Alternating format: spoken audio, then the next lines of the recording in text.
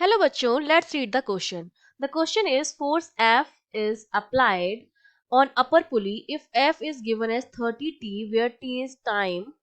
In second, find the time when M1 lose contact with floor. M1 हमारा floor के साथ कब contact loose कर देगा वो टाइम हमको क्या निकालना है और हमें मानना है कि पुली जो हमारी वो किस तरह की है, आइडियल है। ठीक है, तो देखिए जब इस टाइप के क्वेश्चंस आते हैं, पुली सिस्टम वाले क्वेश्चन आते हैं, तो की कॉन्सेप्ट में आपको सिंपल सा याद रखना है कि हमें क्या करना है, उस पूरे सिस्टम पर फोर्सेस कितने लग रहे हैं वो फोर्सेस लगाने हैं और उन फोर्सेस को हमें क्या करना है, बैलेंस करना है। ठीक है, ये होता है हमारा एक तरीका। हम क्या करते हैं, फोर्सेस को लगाने के लिए हम फ्री बॉडी डायग्राम बनाते हैं, एफवीडी बनाते हैं। ठीक है, तो हम स्टार्ट करते हैं। तो देखिए यहाँ पर दो ब्लॉक्स हैं, तो दोनों ब्लॉक्स का जो वेट होगा वो नीचे की तरफ लगेगा। इसका हो जाएगा m1g और इसका हो जाएगा m2g। ठीक है, अब इससे ये जुड़ा हुआ है तो इस पर टेंशन जो आएगा इस पर t होगा टेंशन, और इस पर जो टेंशन होगा t होगा, और ये यहाँ पर कनेक्टेड है तो इस पर जो आ जाएगा वो टोटल 2t आ जाएगा, t एंड t 2t हो जाएगा।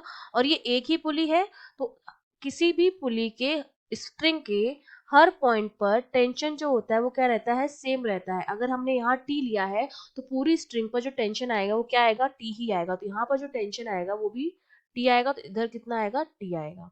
ठीक है, ये हमने फोर्सेस सारे लगा दिए हैं। अब हमसे कहा जा रहा है हमें वो टाइम निकालना है जब m1 जो है वो फ्लोर के साथ कांटेक्ट में नहीं रहेगा। ये तब होगा जब फ्लोर जो है वो उस पर नॉर्मल रिएक्शन लगाना बंद कर देगा। मतलब जब n की वैल्यू 0 हो जाएगी, फ्लोर किसी तरह का फोर्स जो है वो एक्सर्ट नहीं करेगा उस ब्लॉक पर, और ना ही ब्लॉक किसी भी तरह का फोर्स उस फ्लोर पर एक्सर्ट करेगा। उस कंडीशन में हमारा जो m1 है वो अपना कांटेक्ट क्या कर देगा, लूज कर देगा फ्लोर के साथ। ठीक है, तो हम अपनी इक्वेशंस लिख लेते हैं। हमारी जो पहली इक्वेशन आएगी फर्स्ट ब्लॉक के लिए वो कितनी हो जाएगी, 2t का लग रहा है टेंशन जो बैलेंस कर रहा है m1g को। तो यहाँ से टेंशन मेरा कितना आ जाएगा, क्योंकि ये तो आ गया m1 की वैल्यू 4 है और g हमारा कितना होता है, 10 होता है। तो 2t इक्वल्स टू आ गया है 40 न्यूटन। तो यहाँ से t मेरा आ जाएगा 20 न्यूटन। ये तो मैंने निकाल दिया है टेंशन की वैल्यू। ठीक है, अब हमको क्या कैलकुलेट करना है, हमको टाइम कैलकुलेट करना है।